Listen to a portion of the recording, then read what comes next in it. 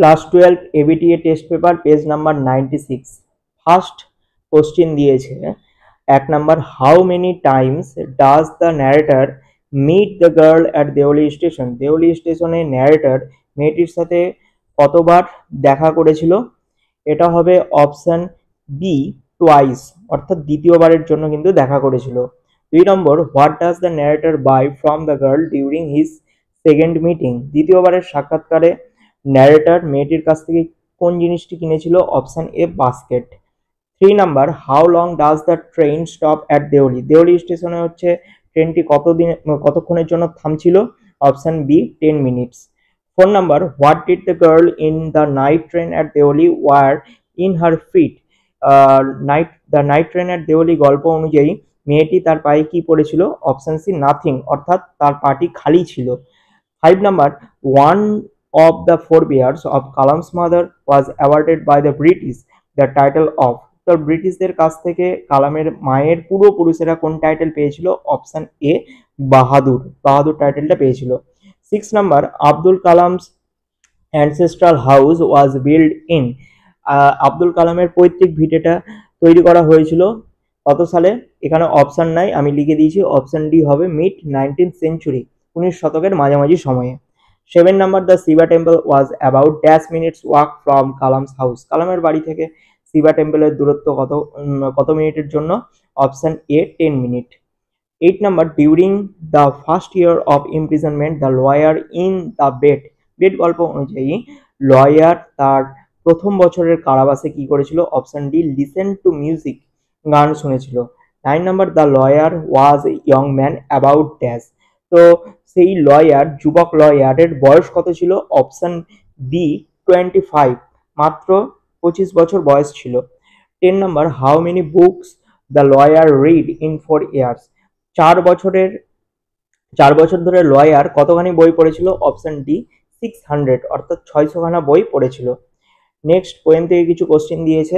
11 number what phrase does Ulysses use to describe his people in Ithaca. ইথাকার বাসিন্দাদের Ulysses কি দিয়ে সম্বোধন করেছিল? অপশন এ সেভেজ রেস, বর্বর জাতি হিসেবে গণ্য করেছিল। 12 number who does Ulysses plan to leave the responsibilities of ruling Ithaca. 2, তাহলে ইথাকা শাসন করার জন্য ইউলিসিস কার কাছে দায়িত্বটা সঁপতে চেয়েছিল? Option B his son Telemachus, তার পুত্র টেলিমেকাসের উপর। 13 number question Ulysses famous declaration to slip to seek to find and not to yield reflects which of the following। তাহলে লাস্ট তোমাদের পোয়েমের লাস্টের দিকে এই লাইনটা রয়েছে, এই লাইনটা বলতে ইউলিসিস কি বোঝাতে চাইছে?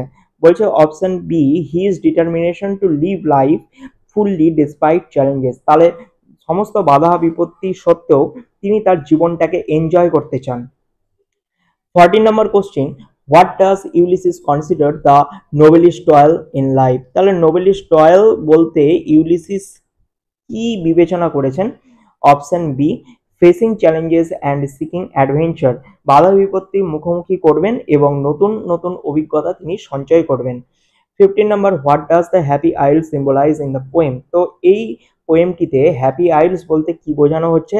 Option A the afterlife or paradise. তাহলে স্বর্গীয় জীবন বা মৃত্যুর পরবর্তী জীবনের কথা কিন্তু এখানে বলা হচ্ছে। 60 number what does the casuarina tree symbolise in the poem. তাহলে এই পোয়েমে ক্যাসুয়ারিনা ট্রি হচ্ছে কি সিম্বলাইজ করছে? Option C both A and B, অর্থাৎ strength and permanence. Option B হচ্ছে লাভ অ্যান্ড নস্টালজিয়া, অর্থাৎ শক্তি সামর্থ্যর প্রতীক এবং ভালোবাসা আর একটা শৈশবের যে নস্টালজিয়ার যে প্রতীক সেটাই সিম্বলাইজ এখানে কিন্তু করছে ক্যাসুয়ারিনা ট্রির মাধ্যমে। 70 number question which season is vividly described in the poem our casuarina tree.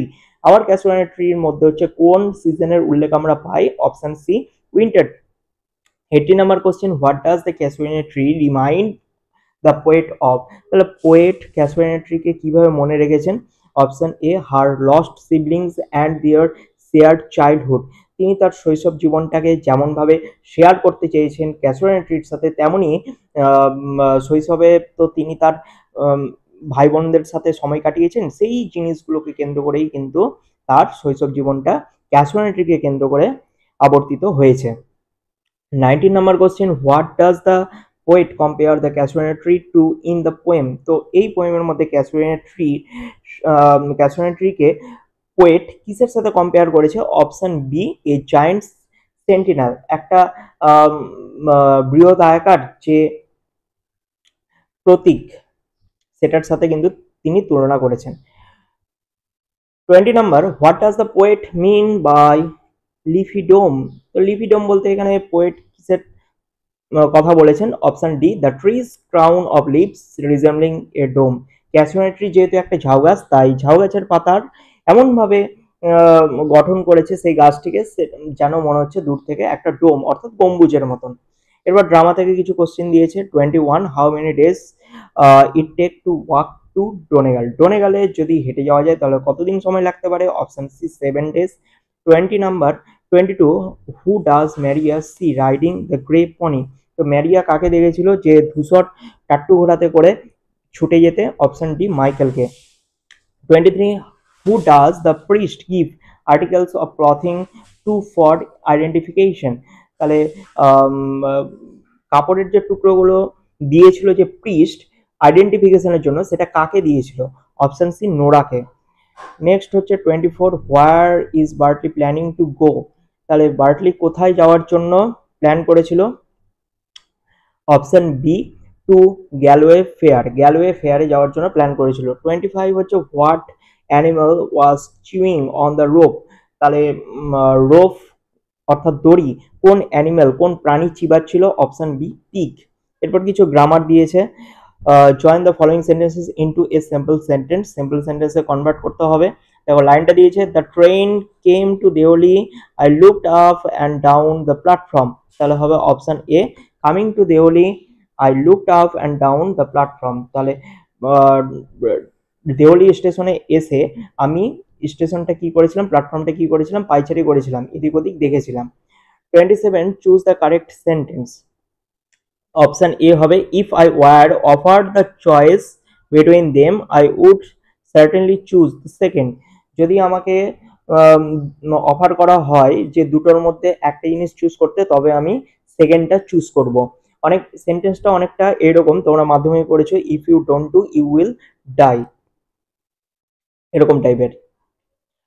তো 28 হচ্ছে, join the following sentences into a complex sentence, complex সেন্টেন্সে কনভার্ট করতে বলেছে। লাইনটা দিয়েছে যে we may see the great Achilles we knew him. তাহলে হবে option C, we may see the great Achilles whom we knew. আমরা অ্যাকিলিসের সাথে দেখা করতে পারি যাকে আমরা চিনি। 29 হচ্ছে, স্প্লিট করতে বলেছে অর্থাৎ ভাঙতে বলেছে সেন্টেন্সটাকে দুটো সিম্পল সেন্টেন্সে। তো সেন্টেন্সটা দিয়েছে হচ্ছে, I normally ate with my mother sitting on the floor of the kitchen। তাহলে এখানেই কিন্তু দুটো সেন্টেন্স রয়েছে। তাহলে কি হবে? Option C, I normally ate with my mother, আমি স্বভাবতই আমি আমার মায়ের সাথে খেতে বসি। We sat on the floor of the kitchen then, আমরা কিচেনের মেঝেতে বসে কিন্তু খাওয়া দাওয়া করি। 30 number, change the mood of narration. তো লাইনটা দিয়েছে হচ্ছে, I have heard that while far far away said the poet। এটা হবে option D, the poet said that he had heard the while far far away। এরপর একটা unseen দিয়েছে, আনসিনটা খুবই সহজ এবং সুন্দর, আমি অ্যান্সারগুলো বলে দিচ্ছি। 31 এর অ্যান্সার হবে অপশন সি, 32 এর অ্যান্সার হবে অপশন ডি, 33 এর অ্যান্সার হবে অপশন বি, 34 এর অ্যান্সার হবে ডি, অ্যান্ড 35 এর অ্যান্সার হবে হচ্ছে